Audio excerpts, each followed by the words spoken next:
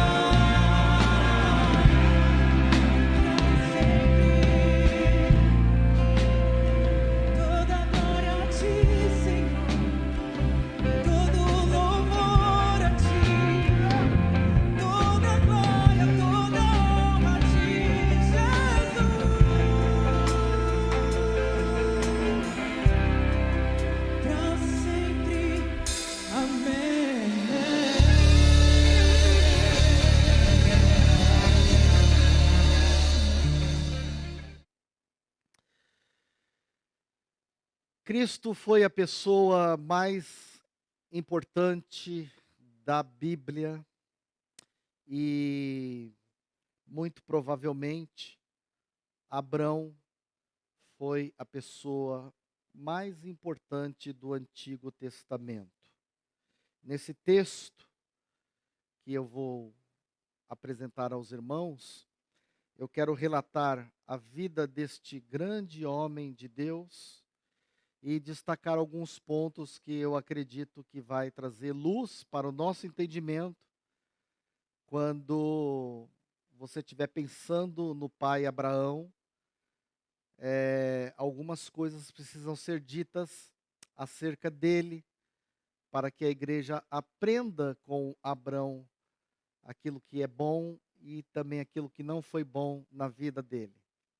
Então, em primeiro lugar, eh, Abrão, desculpa, recebe uma ordem de Deus.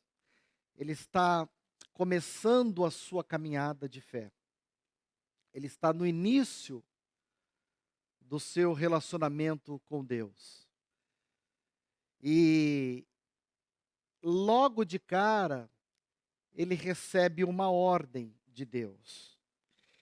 E disse o Senhor a Abraão. Olha, meus irmãos, nunca haverá um novo começo ou uma coisa nova na nossa vida se primeiro Deus não falar. Deus falou a Abrão. E isso foi suficiente para que a história dele e a história da humanidade fosse mudada.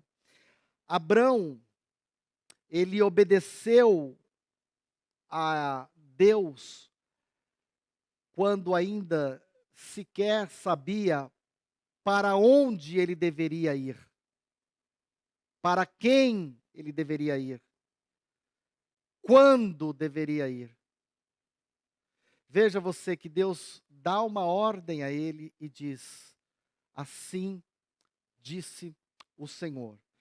Veja bem, o chamado de Abrão, Deus chama Abrão por sua livre e graciosa vontade.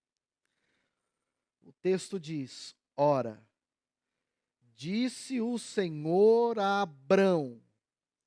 Interessante que esse chamado na vida de Abrão acontece não pelos méritos de Abrão. Deus não viu nada de interessante na vida dele que o pudesse chamá-lo. Muito pelo contrário. O Abrão tem um histórico de pertencer a uma tribo e a uma família que eram idólatras. Eles eram politeístas, ou seja, eles adoravam vários deuses. A Bíblia diz que Abrão sai de Ur dos Caldeus, que era um povoado envolvido no lamaçal da idolatria. Então, ele é escolhido por Deus dentro de uma família afundada na idolatria. Abrão é chamado por Deus aos 75 anos. Quando Deus chama ele, aos 75 anos, nos mostra que a idade não é um obstáculo para Deus realizar grandes desafios na vida de um homem.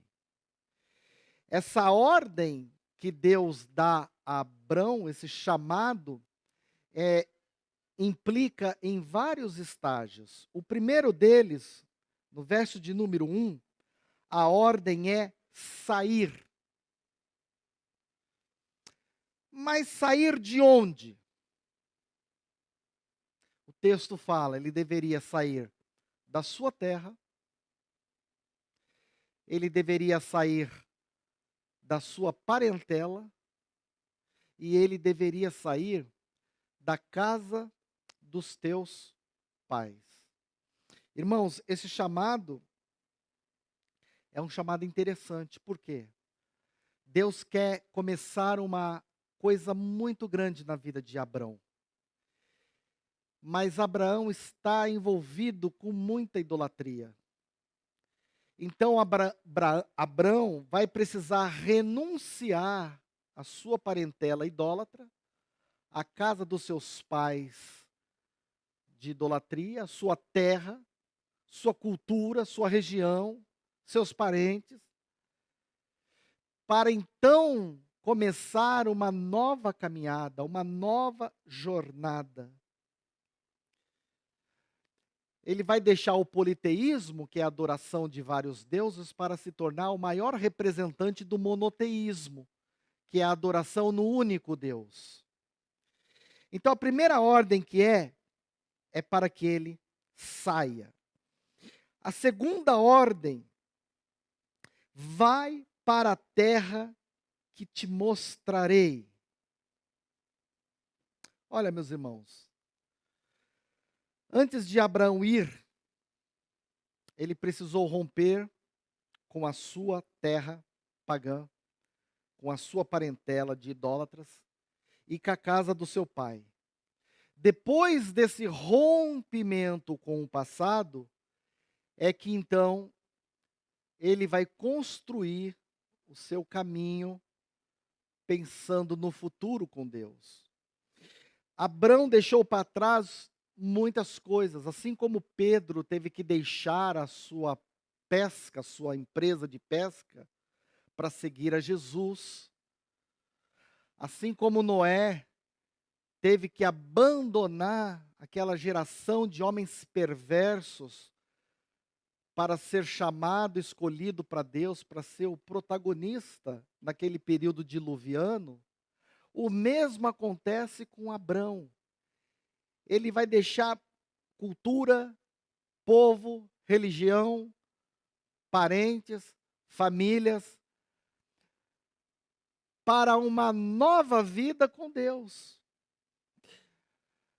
Para mim fica claro que as pessoas que têm um chamado por Deus vão ter que aprender a renunciar a algumas coisas na vida para poder servir a Deus melhor. Então, a segunda ordem que Deus deu para ele, a primeira ordem é que ele deveria sair. E a segunda ordem, porque eu te mostrarei uma nova terra. Deus está fazendo promessas para esse homem. No verso de número 2, uma coisa precisa ficar bem claro para o crente. É que as promessas de Deus só acontecem nas nossas vidas após a obediência. Abrão obedeceu a ordem e agora ele verá as promessas de Deus acontecer na sua vida. Então, essa promessa que Deus faz a este homem possui várias etapas. A primeira etapa, de ti farei uma grande nação. Olha, a primeira etapa da promessa que Deus faz a Abrão vai ser testada no limite máximo da fé de Abrão. Por quê? Porque ele é casado com uma mulher estéril, na qual não poderia ter filhos. Como é que você chega para uma pessoa com um histórico de esterilidade na família e promete a essa pessoa que ele será pai de uma grande nação, de numerosa? Como é que você faz isso? Como ele pode ser pai dentro desse contexto? Essa promessa de Deus nos ensina que a gente não pode flertar com a incredulidade, porque o modelo de Abraão serve para nós. O que Deus promete, Ele cumpre. A última voz não é dos médicos. A última voz não é das pessoas que cuidam do seu estado emocional, da sua saúde física. A última voz é a de Deus. Então Deus faz uma promessa para ele: eu farei de você uma grande nação. A segunda etapa dessa promessa que Deus faz a Abrão é interessante porque a palavra abençoar, do capítulo 1 de Gênesis até o capítulo 11, ela só aparece 5 vezes na Bíblia. E agora, no capítulo 12, só entre o versículo 1 e o 3, ela aparece 5 vezes. Isso para mostrar o quanto Deus está interessado em abençoar aqueles que obedecem. Porque a bênção traz vida. A bênção traz fortalecimento. A bênção traz crescimento. Um homem e uma mulher abençoado por Deus significa que essa pessoa estará sobre os cuidados de Deus. Tem a garantia da proteção de Deus. Quando os pais falam aos seus filhos: filho, vai com Deus, Deus te abençoe, né? Deus te guarde. Ele está querendo dizer: olha, que Deus te proteja, que Deus seja com você. Então, Abrão recebe de Deus a promessa de que Deus guardaria ele nessa viagem. A viagem que Abrão fez não é desprovida da presença de Deus. Deus está presente com ele, fazendo dele uma grande nação e abençoando sobremaneira a vida desse homem.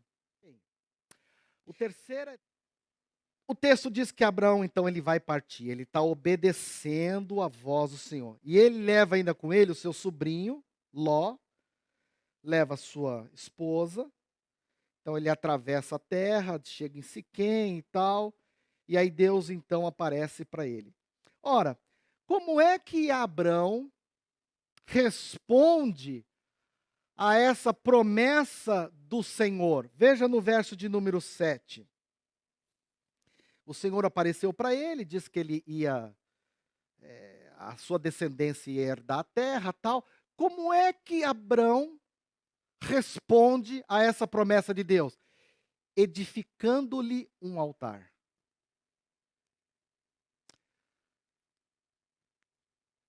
Ele faz exatamente o mesmo molde de Noé.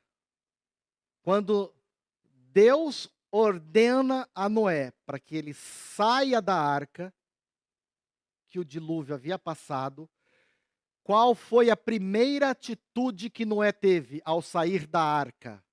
Ele levanta um altar para cultuar ao Senhor. Ele vai agradecer a Deus, ele vai expressar a gratidão dele em forma litúrgica, por Deus ter guardado ele do dilúvio. Aqui a gente vê o mesmo cenário. Depois que Deus aparece para ele, faz as promessas, depois dessa viagem cansativa, depois de ouvir de Deus que ele seria engrandecido, que ele seria uma bênção, que ele seria o cara, o que o Abrão faz?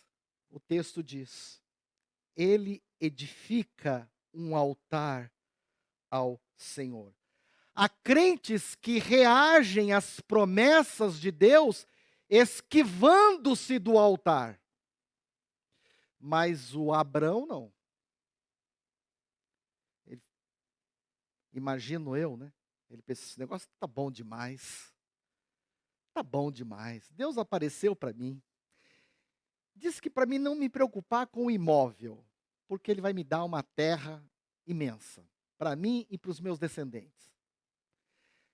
Disse que não preciso me preocupar com a minha reputação, com o meu nome, porque ele vai fazer o meu nome ser engrandecido. Diz que vai abençoar todo mundo que me abençoar. Vai se opor a todos que se opor a mim. Esse negócio está muito bom. Eu vou edificar um altar. E ali, então, o texto diz que Abraão edificou um altar. Irmãos, há crentes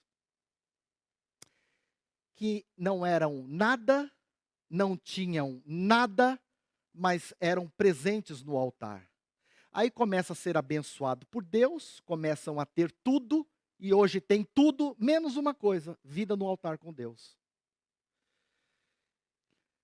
Então, quando as promessas de Deus começam a fluir nas nossas vidas, nós precisamos tomar muito cuidado para nós não deixarmos o altar de lado.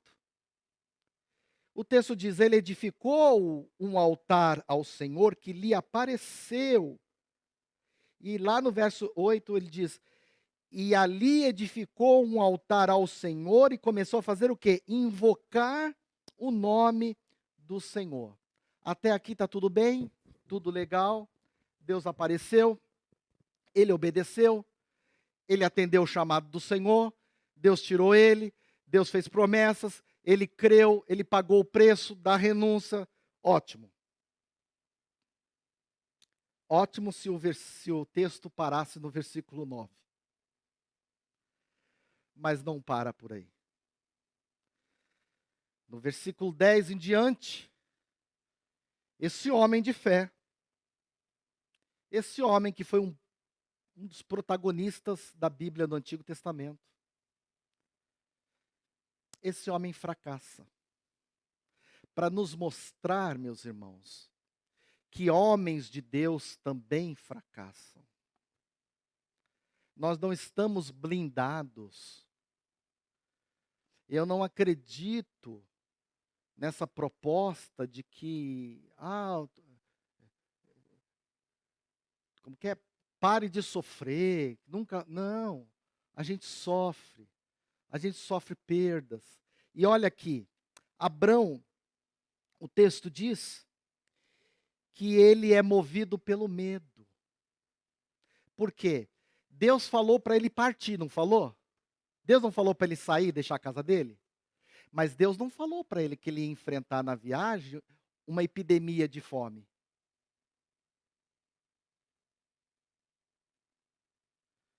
Deus só falou para ele: saia. Vem para a terra que eu te mostrarei. Mas Deus não falou para ele: olha, nessa viagem haverá alguns percalços. Você vai encontrar uma grande fome na terra. Às vezes Deus te chama, mas Ele não fala tudo, porque se falar tudo você desiste.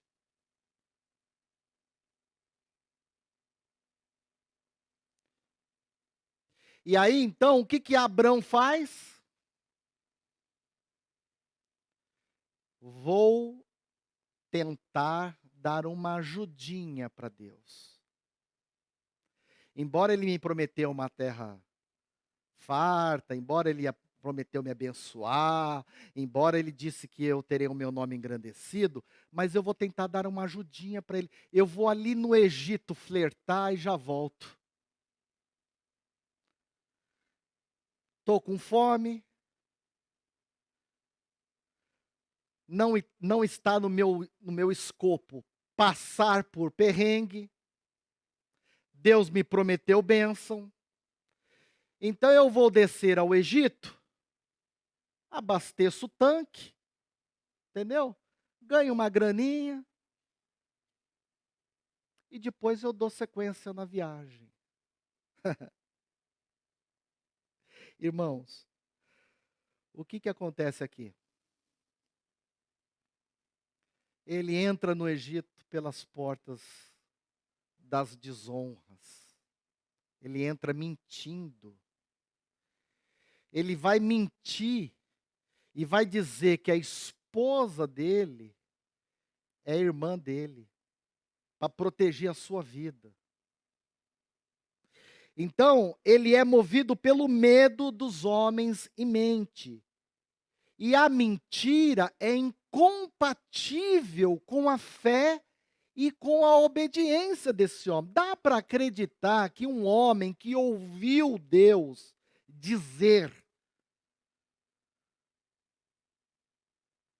dá para acreditar que um homem que ouviu Deus dizer que ele seria bênção, teria o nome engrandecido, seria pai de uma numerosa multidão, iria herdar muitas terras. Dá para acreditar que esse mesmo homem de fé, de renúncia, de abnegação, que deixou tudo para trás, que deixou família, que deixou os ídolos, que deixou a casa, que deixou pai, que deixou mãe, que deixou emprego, que deixou estudo, que deixou tudo.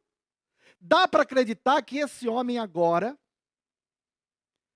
na sua caminhada, vai usar da mentira para poder alcançar as promessas de Deus. Não dá. Aí a pergunta que o texto faz para mim e para você hoje é o seguinte: aonde que você tem buscado a sua provisão? Qual é a profecia que você está ouvindo? É a que saiu da boca de Deus? Qual é o testemunho meu e seu diante dos faraós do mundo? É isso que está perturbando e tem que perturbar a nossa consciência. Porque nós estamos falando aqui, não é de um neófito, é do pai da fé. Se o pai da fé, se o homem do qual a descendência de Jesus veio dele, teve esse deslize, o que dizer então de mim e de você? Que não chegamos nem aos pés da fé de Abraão. É preocupante, irmãos. É preocupante. A igreja precisa acordar para uma realidade, uma triste realidade dos dias atuais, onde há várias vozes falando no nosso subconsciente, mas a voz que nós precisamos ouvir é a voz de Deus. É o que Deus manda, o que prevalece. É o que Deus quer e não o que você quer.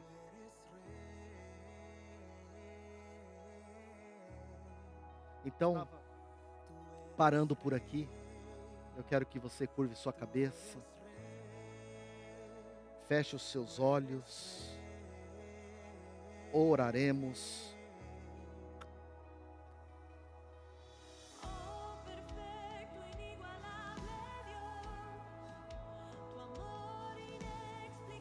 Falaremos com Deus.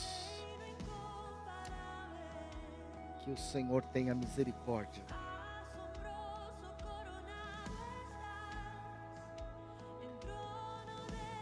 Amado Deus e Pai de nosso Senhor e Salvador Jesus, louvamos, te agradecemos por cada partícula das Escrituras, porque nelas podemos aprender os bons e os maus exemplos, sejam de homens de Deus, sejam de ímpios.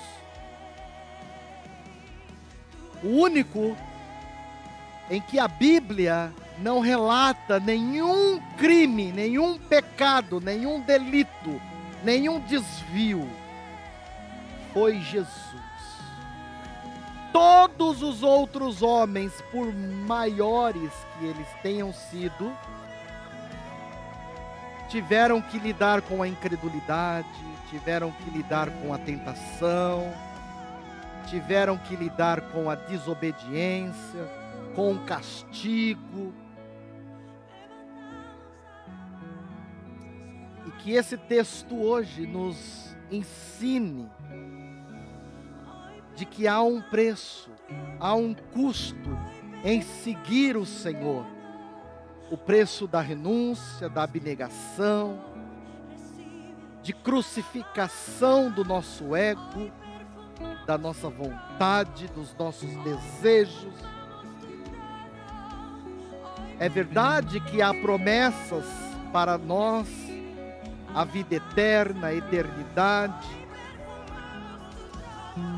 mas há também um preço a ser pago. E que essa igreja esteja disposta, todos nós, e eu me incluo, a pagar esse preço, a não duvidar, a não flertar com o mundo, a não usar a mentira como um meio para se chegar aos fins. Essa é a oração que nós fazemos nesta manhã. Abençoa-nos os irmãos, abençoe a todos aqueles que estão aqui, aqueles que puderam assistir ao culto, aonde ele estiver. Que o Senhor os abençoe e dê uma semana de vitória, em nome de Jesus. Amém e amém. Graças a Deus.